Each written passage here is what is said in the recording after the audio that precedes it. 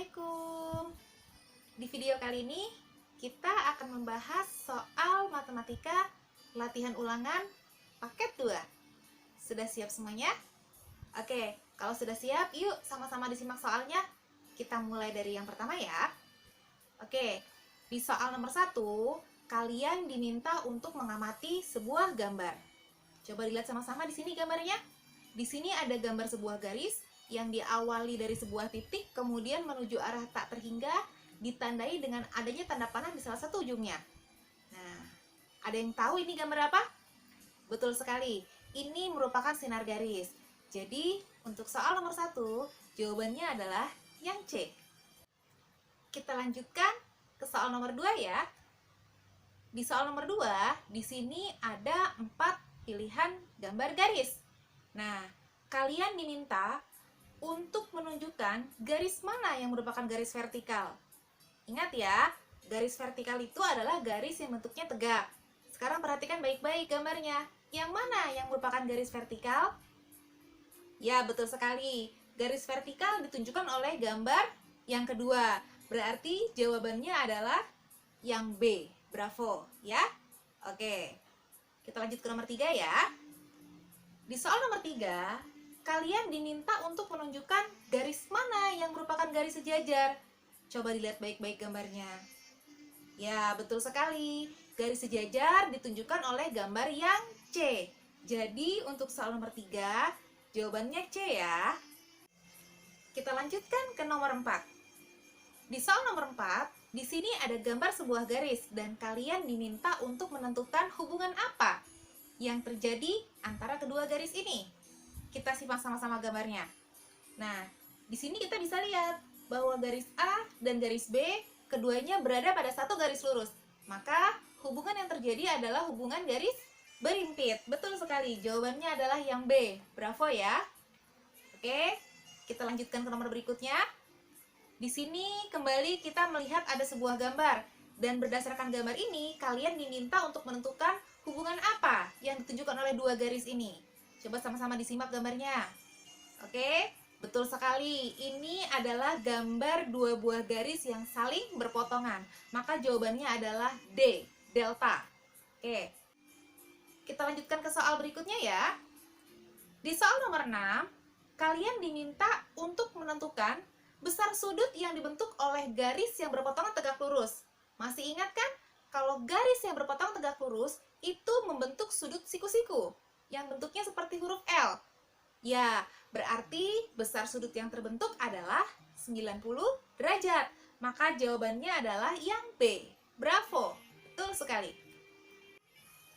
Oke, di nomor berikutnya, kalian diminta untuk menentukan pernyataan yang tidak sesuai dengan gambar yang ada. Perhatikan baik-baik gambarnya ya. Di sini ada garis Q dan garis R yang saling sejajar, kemudian dipotong oleh garis P. Sekarang kita simak pernyataan pertama. Garis Q sejajar garis R. Betul tidak? Betul, berarti pernyataan ini benar ya. Oke, selanjutnya. Garis P sejajar garis Q. Garis P sejajar garis Q. Apa iya? Ternyata tidak. Garis P itu memotong garis Q ya. Berarti pernyataan yang B adalah pernyataan yang salah. Jadi jawabannya adalah B ya. Bravo. Oke. Soal berikutnya. Dua garis dikatakan berimpit jika... Nah, masih ingat kan? Apa yang dimaksud dengan garis berimpit? Garis berimpit itu adalah apabila ada dua garis berada pada satu garis lurus. Contohnya misalnya ini garis A, B, kemudian di sini ada garis lagi di dalamnya. Misalnya garis P, Q. Dua garis dikatakan berimpit apabila terletak pada satu garis lurus atau memiliki paling sedikit dua titik potong. Ini dia titik potongnya di sini. Nih ya, di sini dan di sini. Berarti untuk soal nomor 8, jawabannya adalah D, delta. Nah, sekarang perhatikan gambar berikut ya untuk menjawab soal nomor 9 dan soal nomor 10. Di soal nomor 9, kalian diminta untuk menentukan sudut-sudut yang saling bertolak belakang. Sekarang, Kita sebutkan dulu ya, sudut yang bertolak belakang ini sudut apa saja. Yuk, kita mulai. Di sini ada sudut A yang bertolak belakang dengan sudut D. Oke, sudut A sama dengan sudut D. Lalu mana lagi? Ya, betul sekali. Ada sudut C dan sudut B. Sudut C berarti sama dengan sudut B. Lalu mana lagi? Ada sudut E dan sudut H. Sudut E berarti sama dengan sudut H. Lalu mana lagi? Ada sudut F dan sudut G. Sudut F sama dengan sudut G. Nah, sekarang dilihat. Yang mana yang ada dalam pilihan jawaban?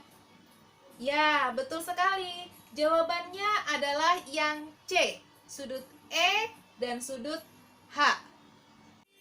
Nah, sekarang kita lanjutkan ke soal nomor 10 ya.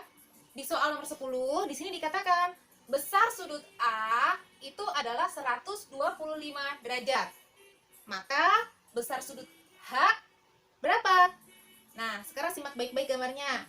Di sini kalian bisa lihat, sudut A ini punya pasangan sudut sehadap tidak ya? Ada, betul sekali. Yang mana? Ya, ini dia yang E. Sudut E ini merupakan pasangan sudut sehadap dari sudut A. Jadi, sudut E besarnya berapa? Ya, 125 derajat juga. Karena sudut-sudut yang sehadap itu memiliki besar sudut yang sama. Jadi, kalau A 125, maka yang E juga 125. Nah, sekarang lihat kembali. Sudut E ini kira-kira sama nggak ya besarnya dengan sudut H? Sama? Kenapa sama? Ya, karena sudut E dan sudut H itu merupakan sudut yang saling bertolak belakang. Ingat kembali konsepnya, sudut-sudut yang saling bertolak belakang memiliki besar sudut yang sama. Jadi, jika di sini sudut E besarnya 125 derajat, maka sudut H besarnya juga sama dengan 125 derajat. Seperti itu ya. Ada tidak di pilihan jawaban? Coba dicek. Ada ya, jawabannya yang B. Bravo. Oke, sekarang kita masuk ke soal bagian B ya. Perhatikan soal yang pertama. Di soal yang pertama, kalian ditanyakan banyak garis yang dapat dibuat melalui dua titik, itu ada berapa garis? Nah, perhatikan, kalau di sini ada dua titik, maka kita hanya bisa membuat satu garis. Oke, kita bisa buat seperti ini ruas garis, atau kalau misalnya nanti di sini mau kita kasih tanda panah, berarti nanti ini namanya garis. Atau kalau misalnya panahnya hanya satu, di salah satu ujungnya, yang satu lagi tetap berupa titik, maka ini namanya adalah sinar garis. Maka untuk soal nomor 1, jawabannya hanya satu garis yang bisa dibuat ya. Poinnya untuk yang bagian B nomor 1 itu kalau benar jawabannya adalah 1. Kita lanjutkan ke soal berikutnya ya. Perhatikan gambar lagi. Antara gambar A dan gambar B, yang mana yang merupakan garis horizontal? Ingat ya, horizontal itu adalah garis yang bentuknya mendatar. Jadi gambar yang menunjukkan garis horizontal adalah gambar yang A, betul sekali. Poinnya 1 lagi ya kalau betul ya. Oke, kita lanjutkan ke soal nomor 3. Di soal nomor 3, di sini juga ada gambar lagi nih. Nah, kalian diminta menentukan hubungan apa yang terjadi antara garis-garis tersebut. Coba disimak baik-baik gambarnya. Ya, betul sekali ya. Untuk gambar yang ketiga ini merupakan garis sejajar. Jadi, jawabannya adalah garis sejajar. Poinnya 1 lagi kalau betul ya. Nah, sekarang di soal nomor 4, kalian diminta untuk menentukan pasangan sudut-sudut yang saling bertolak belakang. Perhatikan gambarnya. Sudut-sudut yang saling bertolak belakang, ada sudut apa saja ya? Di sini ada sudut K dan sudut M.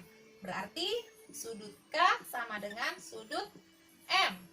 Oke, 1 dapat ya. Terus ada lagi tidak? Masih ada. Ada sudut N dan sudut L. Ya, yang kedua adalah sudut N dan sudut L. Ada berapa pasang? Ada 2 pasang. Ini pasangan pertama, ini pasangan kedua. Kalau jawaban kalian betul, ada 2 pasang seperti ini, maka poin yang keempat ini poinnya adalah 2. Tapi kalau jawaban kalian hanya 1 pasang saja, berarti poinnya hanya 1. Begitu ya. Nah, di soal yang kelima ini diketahui besar sudut L adalah 45 derajat. yang ditanyakan adalah berapa besar sudut M? Nah, ini dia sudut M-nya. Berapa kira-kira? Nah, sekarang coba perhatikan baik-baik. Kalau sudut L yang di sebelah sini kita gabungkan dengan sudut M yang di sebelah sini, itu akan menghasilkan sudut lurus. Ini dia sudut lurusnya, ya. Masih ingat besar sudut lurus berapa? Betul sekali. Besar sudut lurus adalah 180 derajat. Artinya, sudut L kalau ditambah dengan sudut M itu besarnya adalah 180 derajat. Sudut L-nya ada ya angkanya ya? Ada. Kita masukin yuk di sini yuk. 45 derajat. Ditambah sudut M-nya ada tidak? Tidak ada, kan ini yang mau kita cari. Oke. Tambah sudut M sama dengan 180 derajat. Berarti sudut M sama dengan 180 derajat. Diambil 45 derajat. Berapa hasilnya sudut M berarti? Berarti hasil sudut M adalah 135 derajat. Gitu ya. Kalau soal nomor 5 ini kalian menjawab betul 135 derajat dan pakai cara ada proses penghitungnya, maka poinnya adalah 2. Tapi kalau kalian hanya langsung jawabannya saja 135 derajat, maka poinnya hanya 1. Gitu ya. Sekarang kita masuk ke bagian C. Perhatikan soal nomor 1. Di soal nomor 1 ini, kalian diminta untuk membuat garis yang melalui titik-titik ini, kemudian diberi nama. Jadi bukan hanya buat garisnya saja ya, tapi juga diberi nama. Oke, perhatikan. Kita lihat dulu dari yang A. Nah, di sini, di gambar yang A, ada 2 titik. Kalian diminta membuat sebuah garis yang melalui kedua titik ini. Nah, ini sama seperti soal yang tadi sudah pernah dibahas sebelumnya ya. Melalui 2 titik ini, kita hanya bisa buat 1 garis. Nah, nanti terserah garis apa yang mau kalian buat. Kalian mau buat garis lurus boleh, mau buat sinar garis boleh, kemudian mau buat ruas garis juga boleh, ya. Oke, perhatikan sini ya. Kalau kalian buat seperti ini, nah, nanti kemudian di ujung sininya dikasih tanda panah seperti ini. Nah, berarti ini namanya adalah garis. Jangan lupa dikasih nama. Di sini A, di sini B. Berarti namanya adalah garis AB, gitu ya. Nah, terus kalau misalnya kalian mau buat sinar garis, berarti nanti dari sini ke sini melalui 2 titik ini, kemudian di sini dikasih panahnya hanya 1 saja di ujungnya. Nah, ini namanya sinar garis. Jangan lupa dikasih nama juga. Boleh AB, boleh juga yang lain, terserah ya. Misalnya ini sinar garis AB. Atau kalian mau membuat ruas garis. Nah, berarti hanya seperti ini saja. Tidak ada tanda panahnya, karena kalau ruas garis itu adalah sebuah garis yang dibatasi oleh 2 titik. Jangan lupa dikasih nama. Nah, seperti ini ya. Silakan kalian pilih garis mana yang mau dibuat. Mau buat garis, mau buat sinar garis, atau mau membuat ruas garis. Pilih, silakan. Pilih satu saja. Terus jangan lupa dikasih nama garisnya. Namanya bebas ya, boleh AB, boleh PQ, KL, apa saja boleh. Nah, untuk bagian yang A, kalau garisnya betul, terus kemudian ada namanya, maka poin kalian adalah 2. Tapi kalau kalian hanya membuat garis saja tanpa nama, berarti poinnya hanya 1. Di bagian yang B, hanya ada 1 titik. Nah, kalian diminta untuk membuat garis yang melalui 1 titik ini. Oke, arah garisnya terserah bebas ya. Mau garisnya garis vertikal boleh, garis horizontal boleh, atau garis diagonal miring juga boleh. Yang penting garisnya melalui titik ini. Oke, contoh misalnya mau buat garis seperti ini, boleh. Atau mau misalnya ini tadi begini, mau bikin garis yang vertikal, boleh. Atau mau buat garis horizontal seperti ini, boleh. Nanti sama seperti tadi yang bagian A, tinggal kamu tentukan garis apa yang kalian buat. Kalau misalnya kalian buat garis, berarti nanti ada tanda panah di ujung kanan dan ujung kirinya. Terus jangan lupa dikasih nama ya. Nah, seperti ini.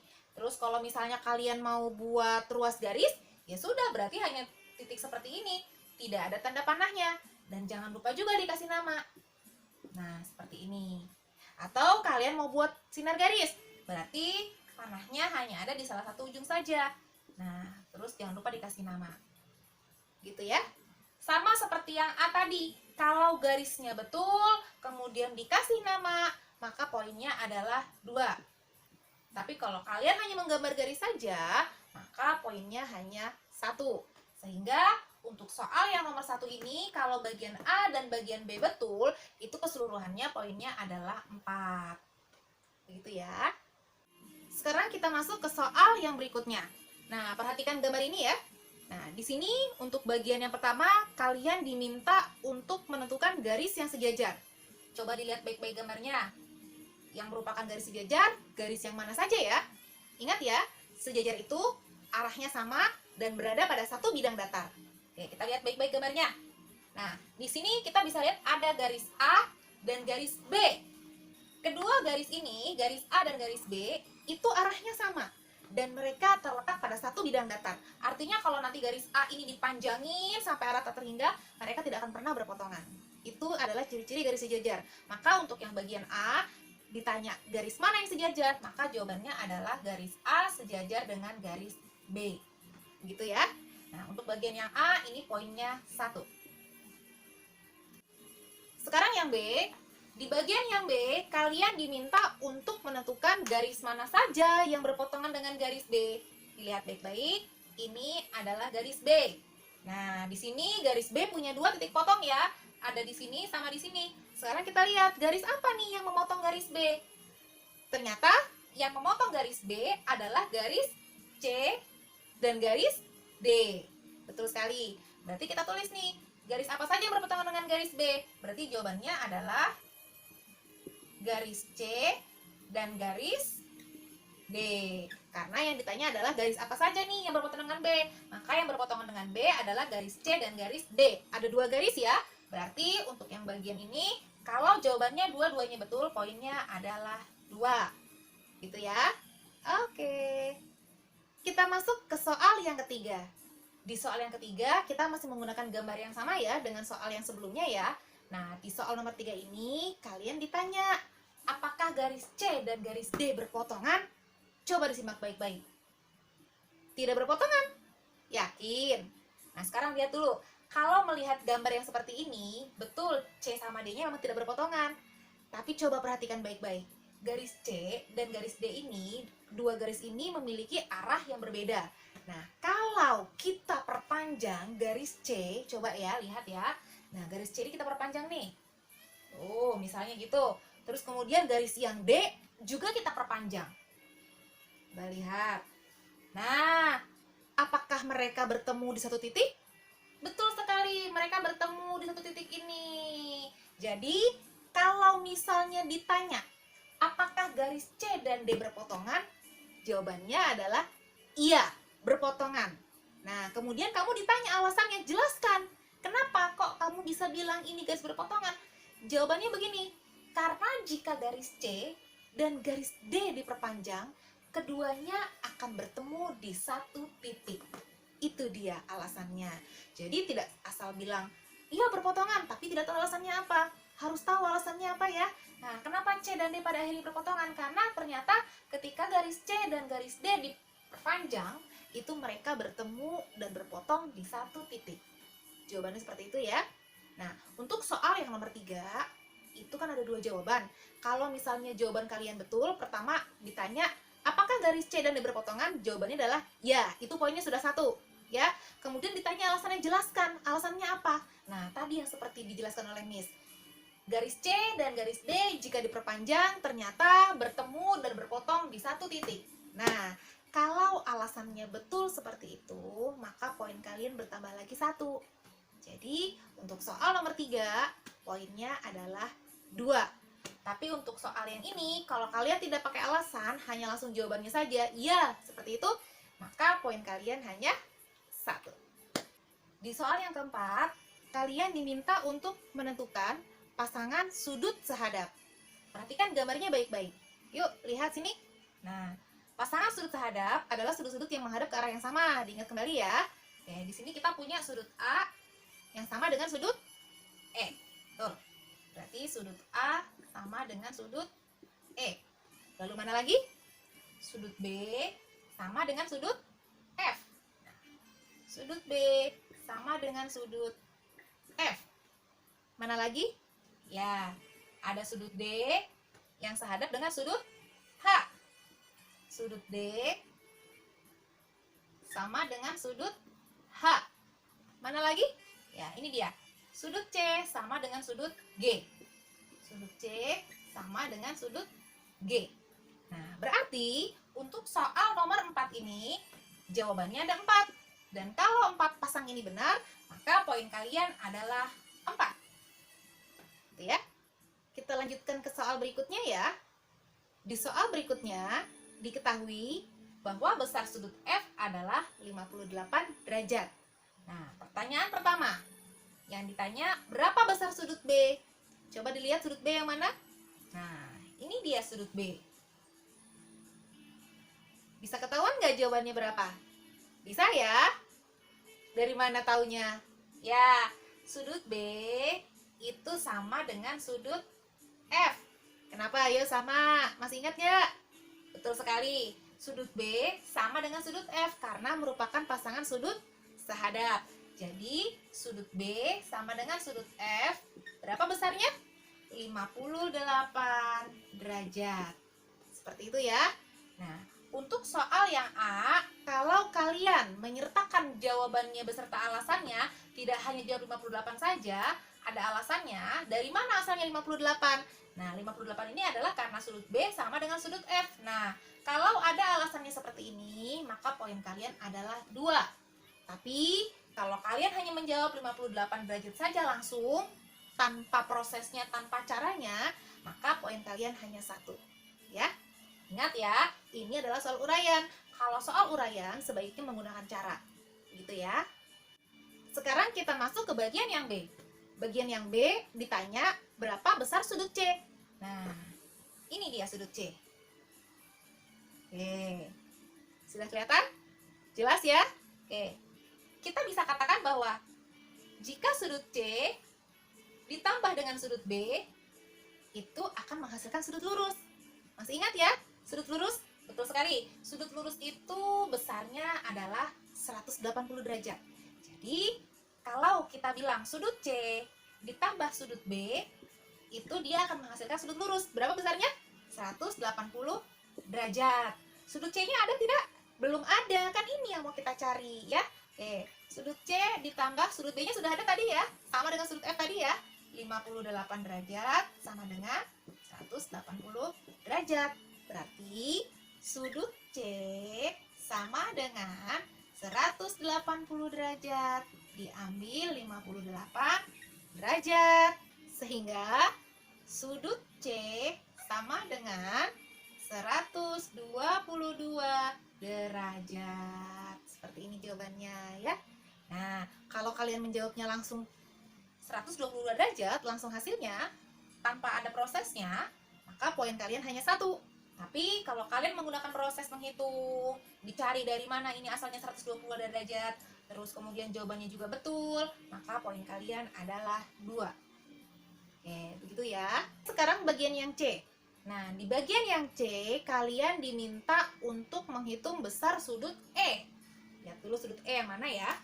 Nah, ini dia sudut E. Oke, sudah terlihat? Ya, untuk menghitung sudut E, kita bisa menggunakan cara yang sama seperti tadi kalian menghitung sudut C. Oke, betul sekali. Kalau kita perhatikan di sini sudut E kalau ditambahkan dengan sudut F, ini akan menghasilkan sudut lurus yang besarnya adalah 180 derajat, ya.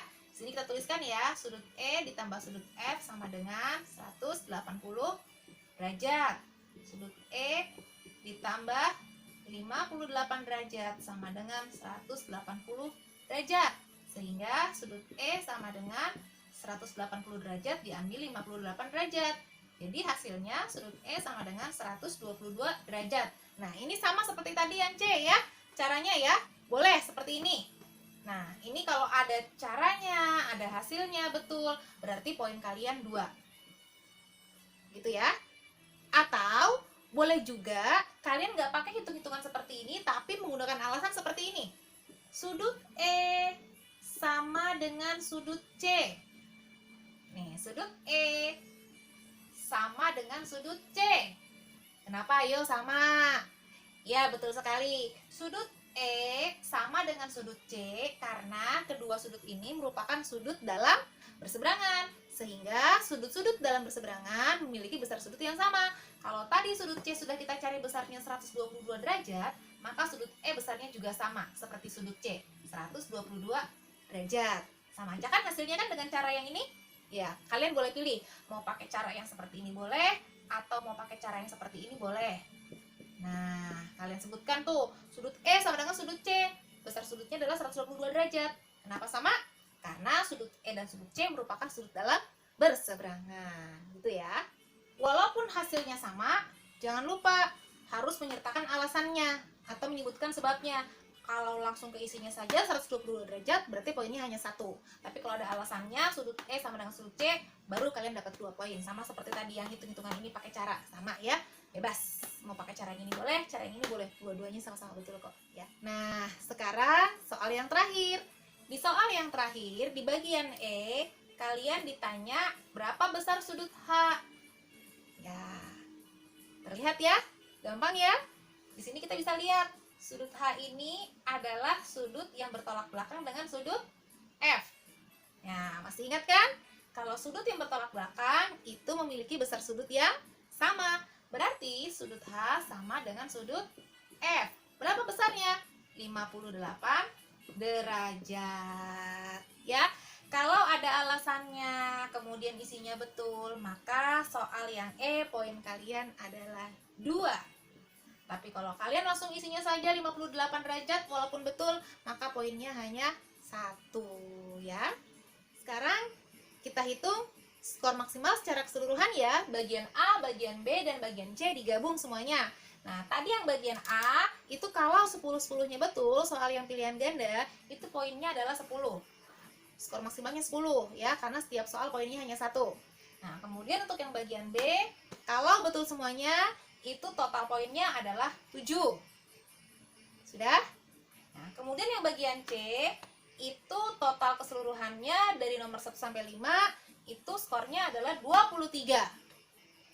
Sehingga skor maksimal keseluruhan dari A sampai C adalah 40.